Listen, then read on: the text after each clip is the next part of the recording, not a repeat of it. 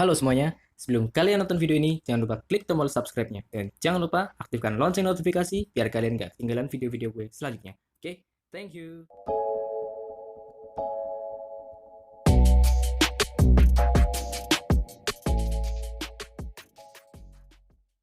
Halo semuanya, apa kabar? Balik lagi di Viv. Terima kasih buat kalian yang sudah klik video ini. Dan buat kalian yang masih aja belum subscribe, silahkan subscribe dulu dengan cara klik tombol merah ini nih di bawah ini, dan jangan lupa juga untuk aktifin lonceng notifikasinya.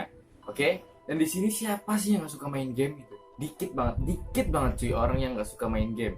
Karena ya game ini bisa bisa ningkatin mood kita gitu. Kalau kita lagi gabut kan ya nggak tahu mau ngapain, chat gebetan juga ngebales, bahkan di read doang gitu, atau nggak jarang juga yang langsung di blok. Ya gitu, salah satu pelariannya ya cuman game gitu. Tapi begitu main game, lose streak. Udah kelar. Tapi tenang cuy, buat kalian pecinta game terutama game horror, pantengin video ini dan tonton sampai habis. Karena kali ini gue bakal bahas game horror yang mungkin banget bisa kalian mainkan. Dan jangan salah cuy, game-game ini juga diangkat dari kisah nyata. Tapi perlu kalian garis bawahi sebelumnya, yang gue bahas bukan literally gamenya ya, cuman kisah nyata di balik game tersebut.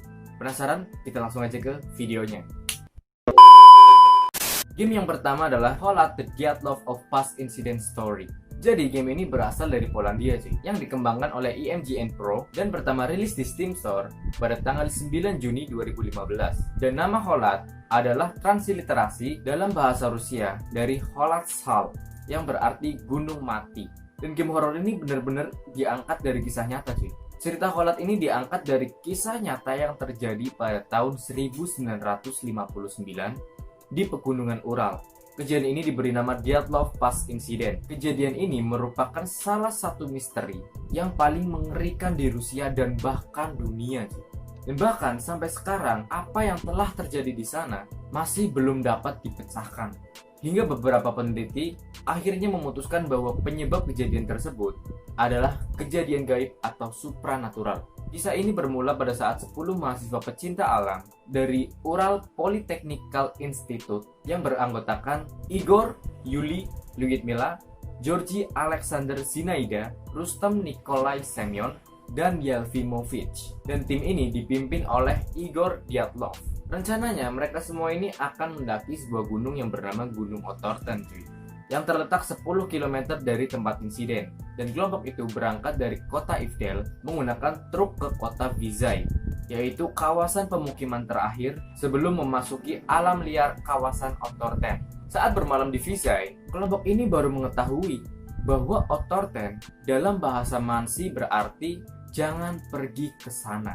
Namun ya fakta itu nggak mengurungkan niat mereka sama sekali untuk tetap mendaki cuy. Namun ketika hari H pendakian tiba, salah satu anggota yang bernama Yelfimovich mendadak terserang disentri. Kemudian dirinya nggak jadi ikut cuy. Dan akhirnya 9 orang lainnya memutuskan untuk berangkat. Pada tanggal 1 Februari 1959, sebenarnya mereka ini nggak berencana untuk tiba di puncak Holat. Namun akibat diterpa badai salju, mereka ini kehilangan arah dan terpaksa untuk bermalam di sana cuy. Dan ketika mereka tidak memberikan kabar sekitar 1 minggu dari tanggal yang mereka rencanakan, tepatnya pada tanggal 12 Februari, mereka seharusnya udah ada di kaki gunung. Namun sampai saat pada tanggal 20 Februari, mereka ini masih aja nggak ada kabar cuy. Akhirnya pihak keluarga mendesak untuk diadakannya pencarian di puncak gunung tersebut. Dan saat proses pencarian dilaksanakan, pencarian ini melibatkan relawan dari Ural Polytechnical Institute itu sendiri, tim SAR, polisi, dan tentara cuy. Dan bahkan pencarian ini dibantu menggunakan helikopter. Tetapi justru apa yang mereka temukan sangat mengejutkan.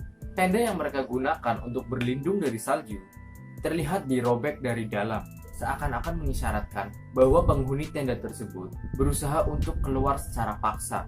Dan di sana juga terdapat jejak kaki tanpa menggunakan alas kaki. Dan sebanyak 9 orang tadi menjauh dari tenda dan mereka berlarian menuju ke hutan di sekitar tempat tersebut. Dan setelah menelusuri jejak, aparat menemukan 2 jasad pendaki yang bernama Georgi dan Yuri. Saat ditemukan, keduanya ini nggak menggunakan pakaian lengkap gitu, cuma pakaian dalam aja sih.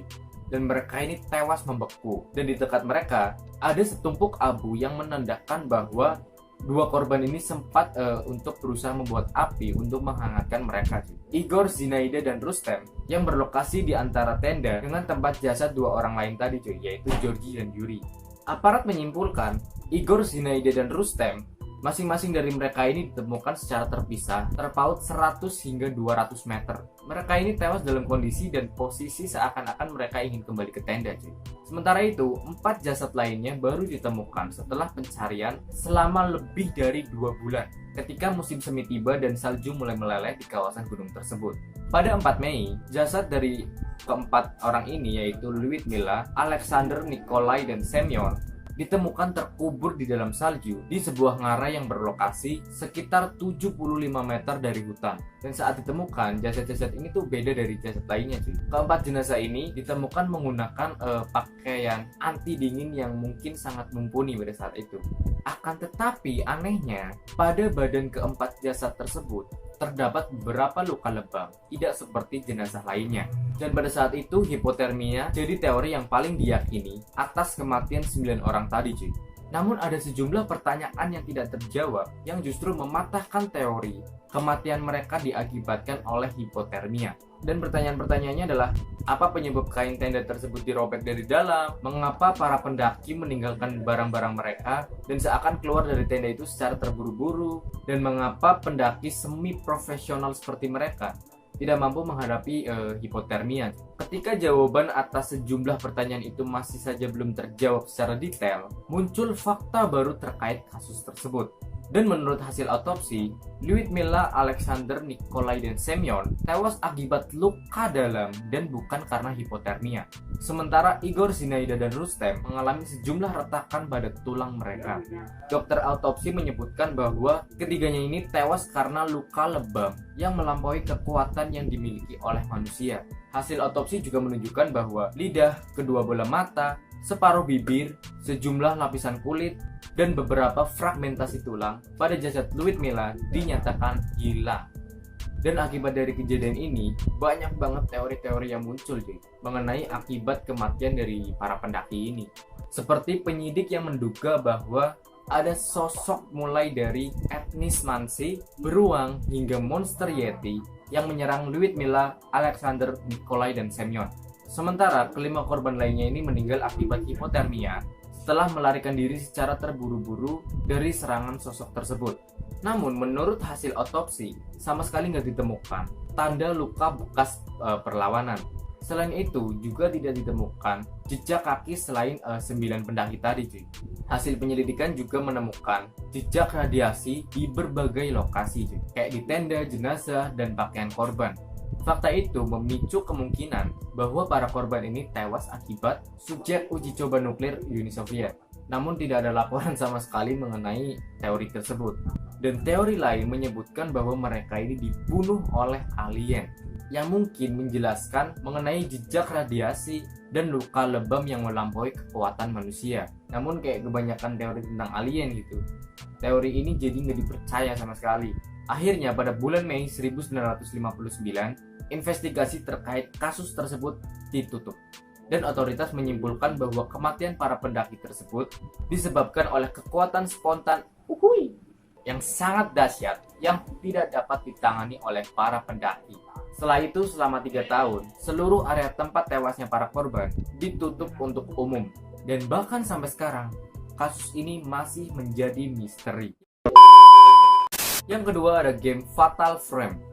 Jadi game horror ini bergenre horror survival cuy, yang dikembangkan oleh perusahaan Tecmo asal Jepang pada tahun 2001. Dan game Fatal Frame ini berlatar belakang di Jepang tahun 1980-an.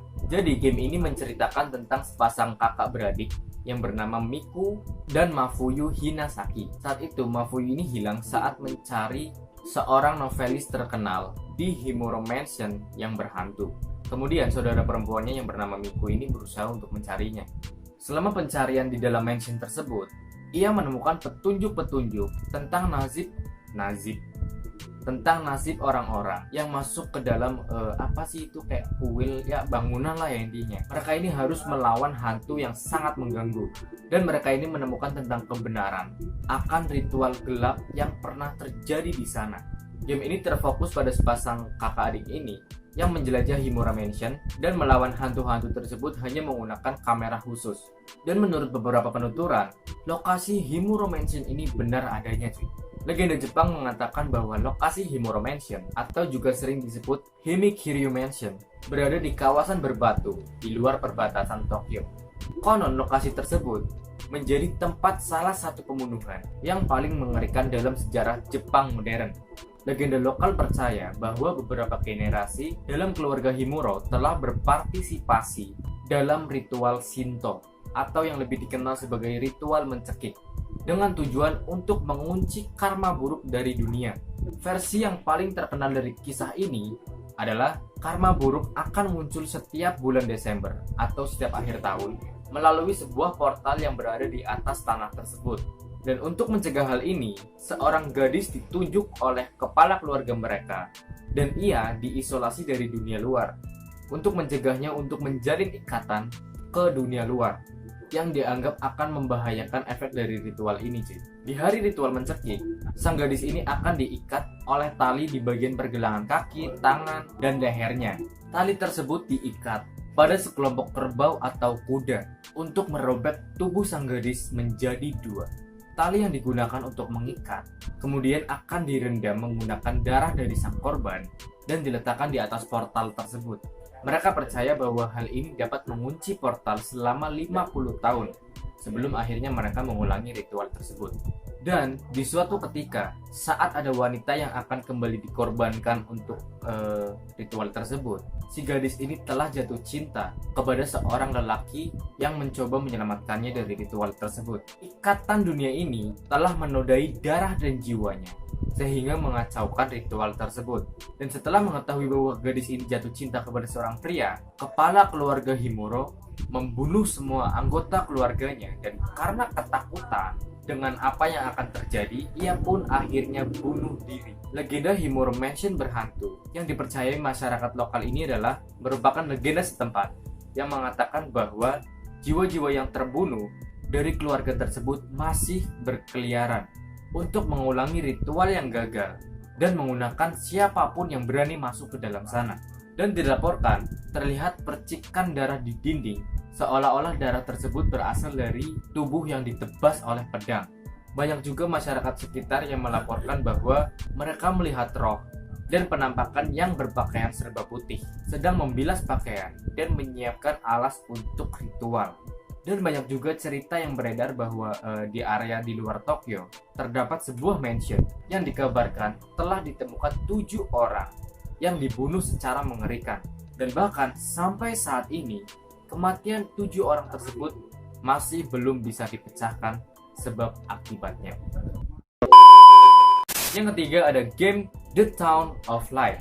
Game ini adalah game horor psikologi yang dikembangkan oleh LKA Games yang pertama rilis pada tanggal 26 Februari tahun 2016. Game ini mengambil setting cerita di salah satu tempat paling angker di dunia, yaitu di bekas rumah sakit jiwa di Volterra, Tuscany, Italia. Karakter utama di dalam game ini adalah seorang gadis yang bernama Rini. Gimana sih pronounce-nya? R-E-N-E, bacanya Rini kan, bener kan? Dan Rini ini merupakan mantan pasien di rumah sakit tersebut. Gadis ini dimasukkan ke dalam rumah sakit jiwa tersebut karena ia adalah korban dari pergaulan bebas, ia mengalami depresi, dan juga ia mengalami hubungan yang tidak stabil dengan ibunya. Game ini bermula pada saat Rini mengunjungi rumah sakit tersebut dengan maksud menghidupkan kembali masa lalunya saat ia berada di sana. Saat dia memasuki rumah sakit tersebut, ia teringat bahwa ia pernah menjadi korban pelecehan seksual, di mana pelakunya adalah dokternya sendiri yang merawat Rini. Meskipun kisah-kisah yang ada di dalam game tersebut tidak nyata, namun rumah sakit jiwa di Volterra, Italia ini memang benar adanya. Rumah sakit ini pada kenyataannya ditutup pada tahun 1978 setelah praktek yang dilakukan di rumah sakit tersebut dianggap sangat kejam kepada 600 lebih pasiennya. Dan bagi penduduk sekitar, rumah sakit angker ini dianggap sebagai rumah terakhir di mana pasien yang telah masuk ke rumah sakit tersebut tidak akan pernah kembali lagi atau meninggal dunia. Yang keempat ada game Five Nights at Freddy's. Kalau game ini sih ya udah banyak banget yang tahu betapa ngerinya game ini. Game ini adalah game horror indie yang dibuat oleh Scott Cawthon yang memiliki genre yang nggak biasa cuy, yaitu gabungan dari point and click dan horror survival. Jadi game ini bercerita tentang sebuah restoran yang berisi berbagai macam boneka robot yang dapat bergerak secara otomatis. Namun suatu hari, salah satu robot secara tidak sengaja menggigit seseorang dan membuat pihak restoran melarang robot digunakan pada waktu siang hari. Namun, jika robot-robot ini didiamkan secara lama, maka bagian-bagian di dalam robot tersebut akan rusak. Pihak restoran sempat mendapat komplain bahwa robot yang mereka gunakan berbau tidak sedap, sehingga membuat kebanyakan pengunjung takut untuk melihatnya. Dan game ini merupakan sebuah game yang terinspirasi dari sebuah kisah nyata yang terkait pembunuhan massal yang terjadi di restoran Chuck E. Cheese, Colorado, Amerika Serikat, di mana pada tanggal 26 Agustus 2018 di restoran tersebut terjadi penembakan massal dan membuat 4 orang tewas dan 11 orang lainnya luka-luka. Dan seiring berjalannya game, kita akan dapat mengetahui bahwa dulu ada suatu kasus yang menyebabkan 5 orang anak menghilang dari restoran tersebut dan tubuh mereka sampai sekarang tidak pernah ditemukan. Ya, itu adalah game horror yang berdasarkan kisah nyata. Gimana? Kalian yang katanya gamers, berani nggak coba mainin game tersebut? Klik like jika kalian berani mainin game-game di atas, dan tulis di kolom komen game mana yang pengen kalian mainin. Dan jangan lupa juga untuk share video ini. See you next time and thank you!